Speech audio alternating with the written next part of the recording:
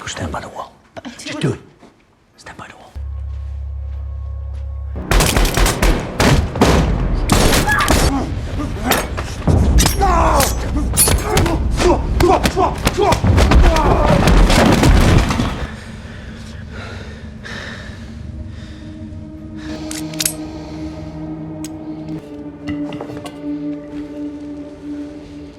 On a remote island off the coast of Scotland, Michael lives completely alone with his dog. Once every week, a girl named Jessie and her uncle arrive by boat to deliver supplies. But Michael never interacts with them and always keeps his distance. One day, Jessie leaves the usual crate outside his house, along with a small gift. After they leave, Michael takes the crate inside but ignores the gift, leaving it on the floor. He spends the rest of the day drinking and playing chess by himself.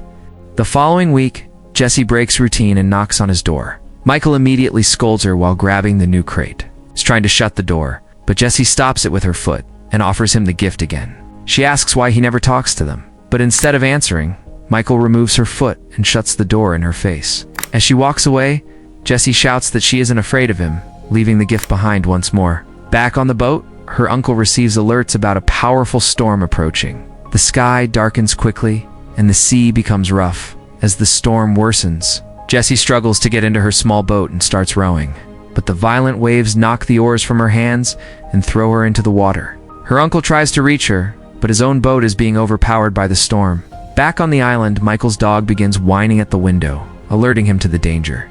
Realizing something is wrong, Michael rushes outside, accidentally kicking the gift aside. He jumps into his boat, slides down to the water, and speeds toward the storm. Jessie manages to resurface, but her legs are tangled in a net, preventing her from swimming. The waves drag her under again, and she loses consciousness. Michael dives into the water, frees her from the net, and pulls her out. He attempts to save her uncle too, but its Tulatethi man has drowned after being trapped in his boat. Michael carries Jessie onto his boat and performs CPR until she starts breathing again.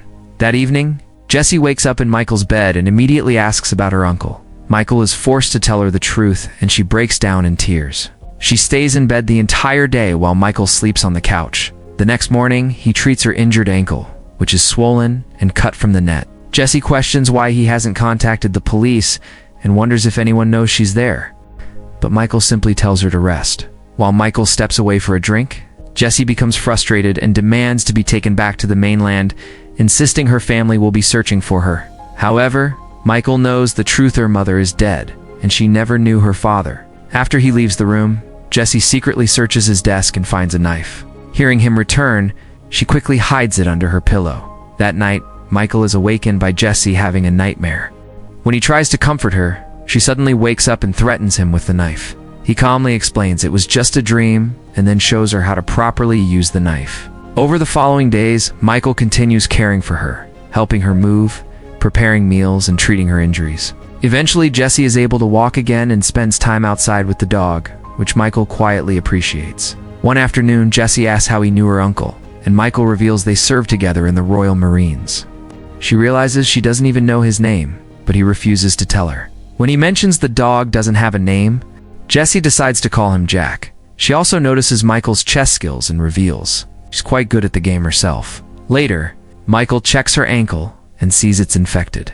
Despite this, he refuses to go to a hospital and promises to get what she needs. After he leaves on his boat, Jessie explores his desk and finds a drawing he made of her and Jack. Opening a drawer, she discovers that Michael actually did open her gift. It's a snow globe shaped like a lighthouse, just like the one on the island. Meanwhile, in London, a government committee is interrogating a man named Manafort for illegally running a surveillance program called Thea, which has access to every phone and camera across the UK. He defends it by claiming it has prevented numerous attacks and identified many threats. After the hearing, Manafort meets the Prime Minister, who calls the situation a national embarrassment. She proposes a deal. Manafort will publicly take the blame and be dismissed, while his protege Robera takes over. In secret, however, Manafort will continue operating Thea. He agrees, and the Prime Minister congratulates him on his retirement. Back in Scotland, Michael goes into town, carefully avoiding security cameras at a pharmacy and clothing store, even grabbing random clothes just to stay out of sight. However, while passing behind a group taking a selfie, his face is accidentally captured. Thea immediately flags him as a dangerous terrorist. Acting on this, Ribera sends an assault team after him. Back on the island, Michael properly treats Jesse's ankle and gives her medicine, along with some sweets. He also brings her clothes, which surprisingly fit her well. That night, during dinner, Michael hears something outside. Using binoculars, he spots a boat approaching the island. Realizing the danger, he tells Jessie to lock herself in the bathroom and remain silent. She takes a knife with her while Michael arms himself and prepares for confrontation. As soldiers land and move toward the house, Michael triggers traps. It's cutting a rope that sends a massive rock crashing down and activating a net that drags one soldier underwater. He then turns on bright lights, blinding the soldiers using night vision goggles. As they remove them and open fire, Michael runs ahead, luring one soldier up a hill. He ambushes him from behind, smashes a lantern over his head, and sets him on fire with a flare. Another soldier arrives, but Michael distracts him with a thrown rock, then stabs him and throws his body into the ocean. Meanwhile, another soldier breaks into the house, where Jack attacks him. After a struggle, the soldier shoots and kills the dog. He then breaks into the bathroom, disarms Jessie, and captures her. Elsewhere, Michael sets another trap in the garage, impaling a soldier with a hook and leaving him hanging. When another soldier arrives, Michael engages in a brutal hand-to-hand fight, eventually killing him with an oar. Hearing Jessie scream, Michael grabs a fallen soldier's gun and shoots the kidnapper in the legs, freeing her. With a clear shot, he kills the last soldier. Noticing one of them had been recording, Michael takes the equipment and tells Jessie to wait. Inside the house, he finds Jack dead and apologizes to his loyal companion.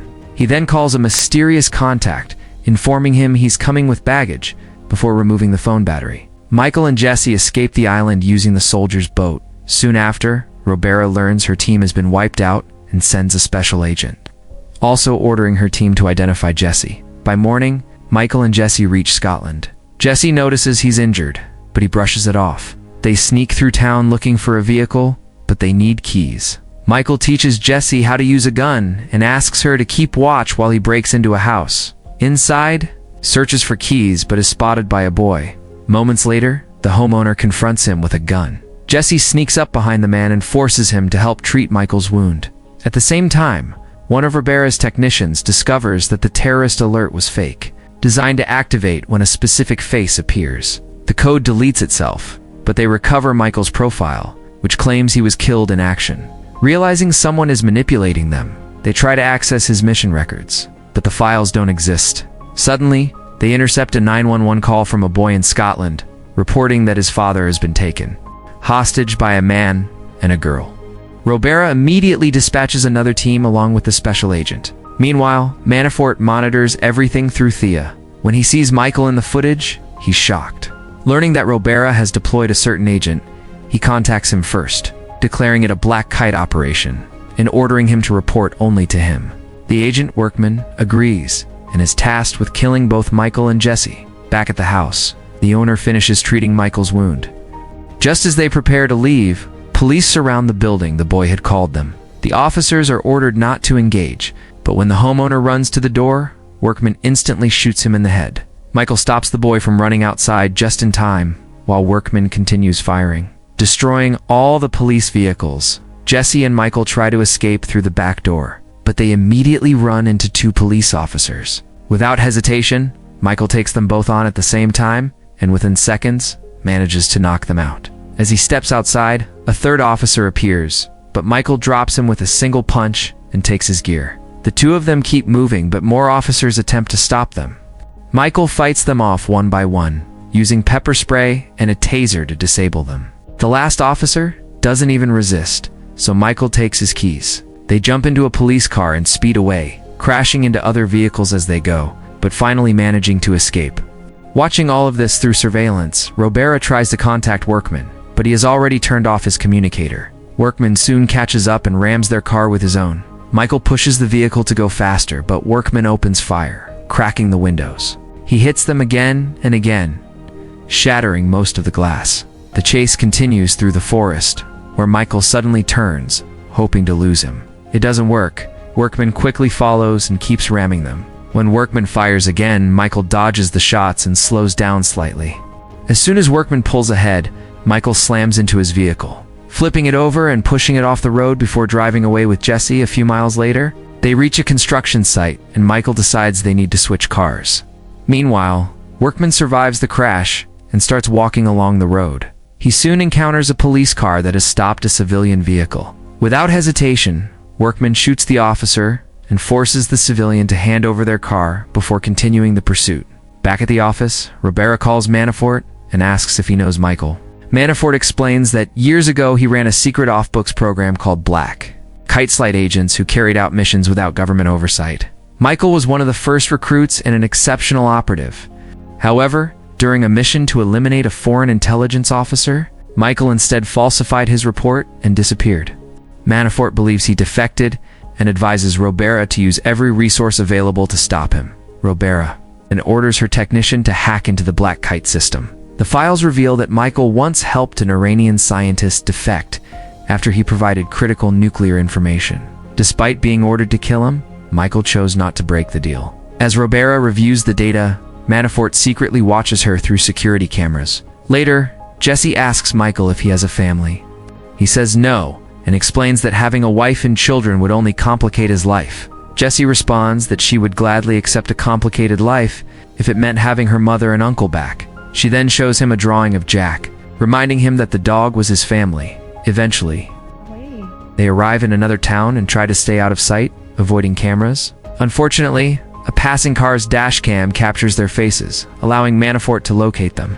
After altering the footage to erase their presence, he sends the coordinates to Workman. Michael and Jesse head to a local church, where they meet Michael's old friend, Arthur, who drives them to his house deep in the forest. While Jesse looks around and notices some unusual medicine, Arthur explains that he once helped build Thea before leaving his government position and still has a copy of the system. When Michael vanished, Arthur replaced his image in the system with a random civilian's. But Manafort later restored it and marked him as a terrorist. Michael asks Arthur to take care of Jesse while he handles things, but Arthur refuses. Jesse interrupts, revealing that Arthur is terminally ill, recognizes the medication from her mother's illness. Thinking Michael is trying to abandon her, Jesse apologizes for being a burden and walks away. After Arthur admits he only has a few months left to live, Michael asks him for the location of an old trafficker they once knew. Arthur warns him that the man is dangerous, but Michael insists he has no other choice. Just then, someone knocks on the door. It's Workman. He immediately opens fire, forcing Michael to dive for cover. When Workman enters, Michael shoves a shelf onto him. The two engage in a brutal fight, using anything they can as weapons. A gun falls nearby, and both men fight to reach it. Workman eventually overpowers Michael and is about to kill him when Jesse points the gun at him. Begging him to stop, Workman lunges at her and disarms her. But Michael grabs a nail gun and fires at him, forcing him back. Michael and Jesse escape and regroup with Arthur, fleeing in his car as Workman fires after them. Later, Manafort texts Workman asking if the job is done. When Workman says no, Manafort orders his assistant to prepare a team. When Michael, Jesse, and Arthur reach a town, Arthur gives Michael a phone and leaves. Now on their own, Jesse asks Michael to take her with him to his next island, but he refuses, saying he wants her to have a better life. Meanwhile, Ribera discovers that someone has been secretly using Thea and prepares a trap.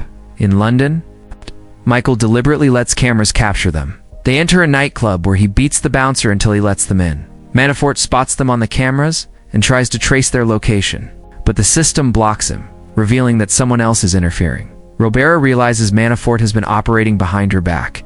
Inside the club, McCall and Jesse meet a trafficker named Kamal. McCall asks him to arrange safe passage for Jesse under a new identity. Kamal hesitates, but Michael reminds him that his operations have survived only because he secretly informed Manafort about his competitors. Now that Manafort is acting illegally, he will eliminate anyone in his way. Since Michael exposed himself on camera, agents will arrive soon, leaving Kamal no choice but to help. Within minutes, Kamal prepares the documents and tells them the boat leaves in 30 minutes. As they try to leave, they discover that Manafort's agents have already surrounded the club.